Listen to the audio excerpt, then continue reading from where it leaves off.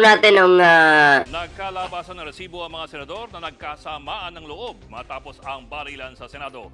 Dinabla kasi ng minorya ang sinabi ni Senator Pia Cayetano na hindi man lamang daw sila nangamusta. At live po mula sa TV5 video. hindi daw nangumusta. Paano ka naman kukumustahin, Pia Cayetano, na sabay-sabay pa kayo nag-live doon, tapos ang sasarapan ng kinakain nyo sa loob, nagtatawanan pa kayo. Tangina. Ang hirap naman kumustahin ng ganyan, di ba? Media Center, ang una sa balita, News 5 Senate Correspondent Mean Los Baños. Mean, anong resibong nilabas ng minorya? Ay, salamat po, Leticia Buen Camino. Salamat po. Bok partner, tama ka, naglabas ng resibo ang ilang mga senador na taga-minority block para pabulaanan. Yung sinabi nga ni Senator Pia Cayetano kahapon na ni isa daw sa mga taga-minority block walang nangamusta. Alam mo, Pia Cayetano, kung di ba, nagkaputukan sa Senado. In case lang, nagkaputukan talaga sa Senado. And then may naligaw na bala sa inyo. Di rin kita kukumustahin. Ang taong bayan, di rin mangumusta sa inyo. Diba? Wala naman kayong bilang, mga traitor kayo. Traitor kayo sa bansang Pilipinas. Ang pinaglalaban ninyo ay yung mga demonyo na yan. Diba? Paki ko sa'yo. Diba? Punong-puno yung bulsa mo, tapos kami na maihirap ang umumusta sa'yo. Yung mga kapwa mo senador, gusto mo kumustahin ka? Alam nila yung kaliskis mo kaya hindi ka kinukumusta. Di ba? Alam nila yung drama mo. Hindi lang po pwede silang magsalita ng, yan, si Pia, nagdadrama yan. Bakit? Wala pong ebidensya eh. Di ba? Masisira naman yung pangalan nila. Pero syempre, alam nila yung galawan. Si Tulpo, kinumusta ka ba? Wala. Tulpo pa ba? Bibilugin mo? Isip mo na nga lang yung ano mo. Bunganga mo. At yung paiyak-iyak mo dyan sa Senado, ang pangit mong umiyak. Mukha kang unggoy na hindi kinantot ng 7 buwan. Huwag ka nang umiyak. Nakakasuka ka. Kanilang mga senador na naiwan sa Senate building nung nangyari yung barilan noong nakaraang Wednesday. May source na nagbigay sa atin, Bok, nung nagpapakita nung palitan ng mensahe ng mga senador nung gabi na nangyari yung barilan na yon. Sa nasabing group chat, makikita na yung isang majority senator, sinasabi niya na maayos ang kanilang kalagayan. Sinundan yan ng messages ng hindi lamang isa, kung hindi 4 na senador mula sa minorya at nagsasabing keep safe at praying for all of you.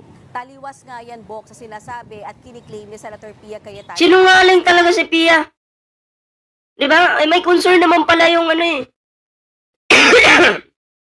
Kapwa nyo senador dyan na hindi kabilang sa grupo ninyo. Diba? Ay, syempre nga, nandiyan ka na sa, ano na yan. Pia Cayetano, magsalita ka na. Nagsalita ngayon si Pia. 1, 2, 3, action!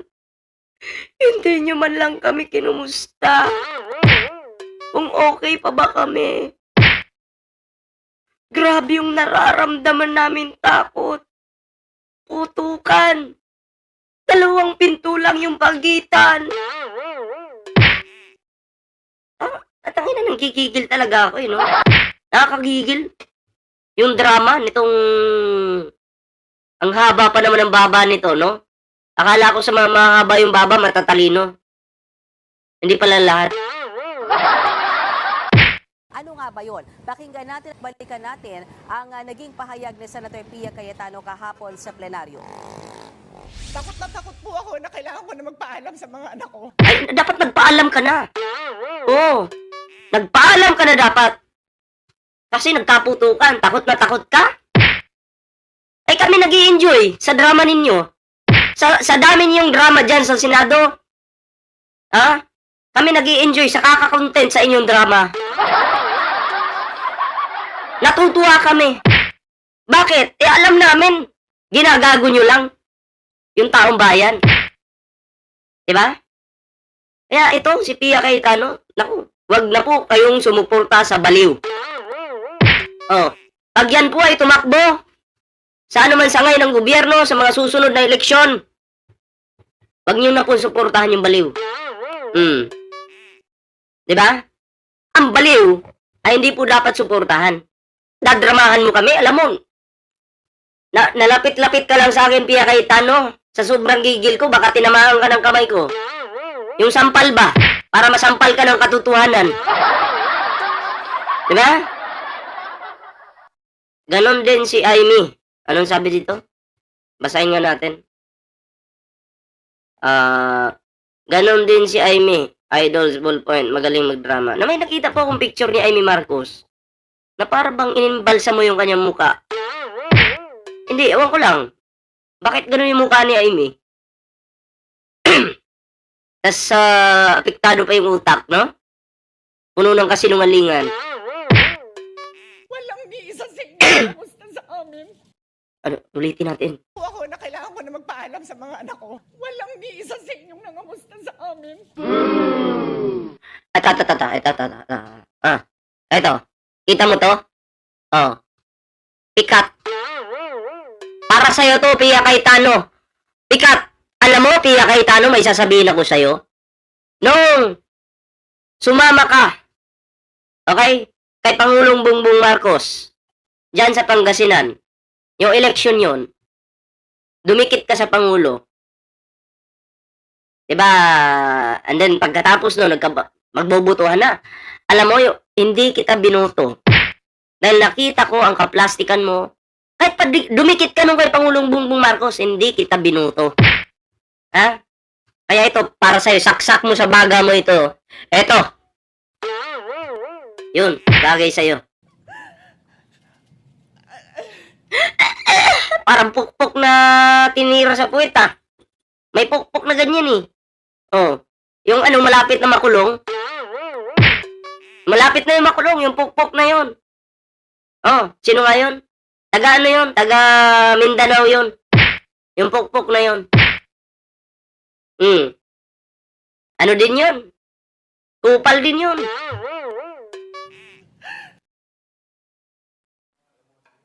Mayan, ano naman ang sagot ng minority senator sa hinanakit ni Senator Pia Cayetano?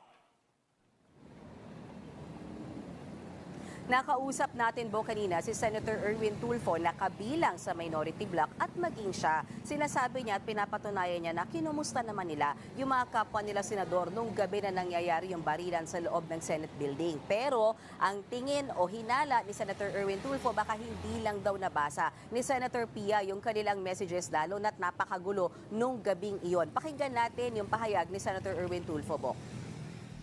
Apat po kami ang nangumusta po sa kanila kasi nabalitaan na po. Ayan ha, pakinggan po natin yung kasinungalingan ni Pia Cayetano. Kinumusta naman po sila eh. Kumalat na po sa social media tapos mga nag-live po sila. So baka hindi lang po nakita ni Senadora Pia or wala rin po siguro nagsabi sa kanya, baka nakalimot lamang po. Ang nakalagay dito, wala naman luha ang pag-arte ni Pia, drama sa Senado. Alam nyo, nakita nyo po yung thumbnail ko. Si Pia Cayetano po, wala pong luha. Kaya yung ginawa ko, inedit ko po yung kanyang picture, nilagyan ko ng luha. Para magmukhang makatotohanan naman. Diba? Walang luha eh, edi ako na. Ako na po yung naglagay ng luha. Doon sa picture niya. Pansin nyo sa thumbnail ko? Oh, nilagay ko po yan. Pasalamat ka kay Ballpoint man, Pia. Nilagyan ko ng luha yung mukha mo.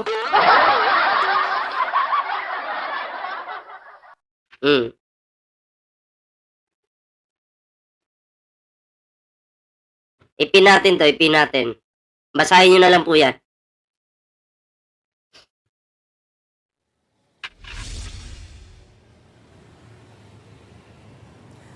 Box sa kanyang X account, ipinakita ni Senator Ping Lacson na isa pang taga-minority bloc yung pictures na kumakalat kung saan makikita na yung ilan sa mga majority senators nakapalibot sa isang lamesa na may pagkain. Sarap ng buhay, may putukan at kainan. din yung screenshot ng ilang mga senador na nagsagawa ng FB Live. Sabay hirit ni Senator Ping Lacson na paano mo raw ba kamustahin yung mga taong masaya namang nagkakainan, nagkakape at nag-FB Live. Sila pa nga raw mga taga-minority block ang sinasabi na di umano ay nagkaroon ng tip kaya maaga silang umuwi. Kumbaga napagbibintangan daw sila na nagkaroon ng advance information kaya maaga silang umuwi. Eto napagbintangan patuloy sila. Normal naman po na sa Senado, pag wala ka nang gagawin, uuwi ka na. Okay, araw-araw naman po nangyayari yan. Ngayon, nakakapagtaka, lahat po nitong mga senators na to, karamihan po ng mga senators, nandyan po sa Senado nung time na yon. So, ibig sabihin po, meron pong plano, kaya nandyan sila. May dramang mangyayari.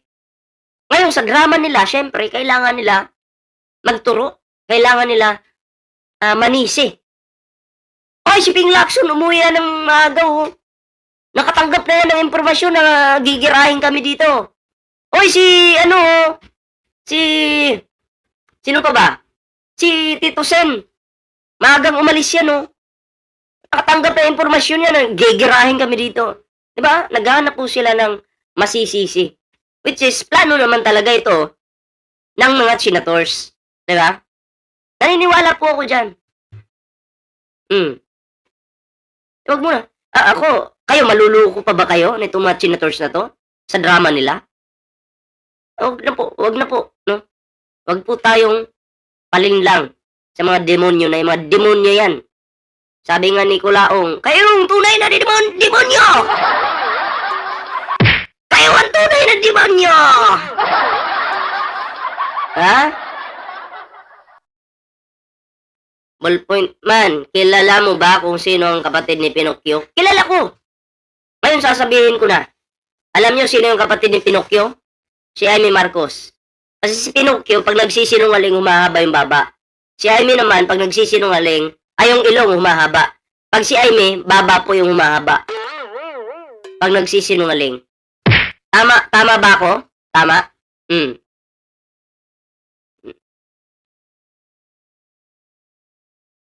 Sabi dito, ano na bang nangyayari dyan sa Philippines nang dahil sa pera, nag-away-away na? Ala, gera kayo dyan. Sali ka po sa gera. Recruit kita, kunin kitang army. Gusto mo sali ka po sa gera? I-recruit po kita. At wala sila nung gabing iyon na nagkaroon ng barilan sa Senado. Bagay na nauna na rin itinanggi ng mga taga-minority bloc. Samantala, hinihingan din natin ng pahayag hanggang ngayon ang kampo ni Senator Pia Cayetano kaugnay sa claims nga ng minority bloc na kinumusta nila yung mga taga-mayorya nung gabing nangyari yung enkwentro sa Senado, Well, partner, earlier sinabi ni SP Alan Peter Cayetano na tatalakayin sa plenaryo sa Lunes yung nangyaring barilan. So ano ba, bubuo ba sila ng komite para imbestigahan ito? Tama ka. Pag ang nag-imbestiga, mga senators pa rin, ay wala pong kwenta yan. Okay? Pag senators po ang nag-imbestiga dyan, walang kwenta. Bakit? Unang-una, magsasayang lang ng pera yan. Pera ng taong bayan. Siyempre, pupunduhan yan. Hindi pwedeng wala. Diba? Pangalawa, magiging bias po sila.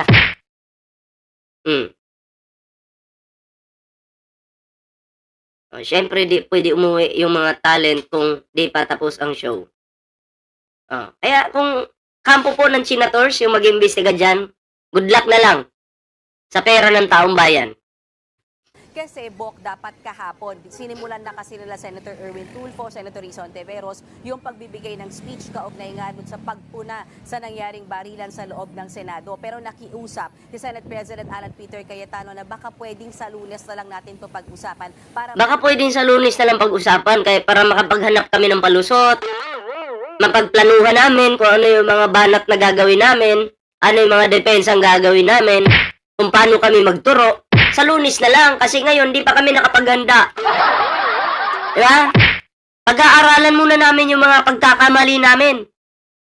Baka kasi nabutasan kami, kaya sa Lunes na lang. para masagot namin ng maayos at punong-puno ng kasinungalingan. Galing din. Mas magkaroon ng mahaba-habang oras at magkaroon sila ng kahit papano ay resulta na ng investigation and then maipalabas yung CCTV ng Senado. So dyan din sa... Ayun, masaya nga si Pia, oh. Nakasmile pa nga siya dyan, eh. Tapos nung nagsalita na, bigla na malungkot ang gaga. Tarantado talaga. TV ng Senado. So dyan din sa Lunes isa sa pinal at pagdidesisyonan, magkakaroon ba ng sariling pagdinig Yan si Bungo. Selfie-selfie muna. ang Senado kaugnay dyan sa enkwentro na nangyari nung nakaraang linggo at bubuo ba sila ng Committee of the Whole kung sakasakali? Bok, para lang sa kaalaman ng lahat, oras na bumuo ng Committee of the Whole yung mga senador, ibig sabihin, lahat sila pwedeng magtanong at talagang lumahok doon sa pagdinig na isasagawa ng Senado kung sakasakali man. So yan lamang muna ang latest, Bok. Balik sa'yo. Ulat ni Mian Los Baños live. So ayan mga pre, dito po klaro po dito yung kanilang drama. Wala lang, kinontent ko lang po yung drama nila. No?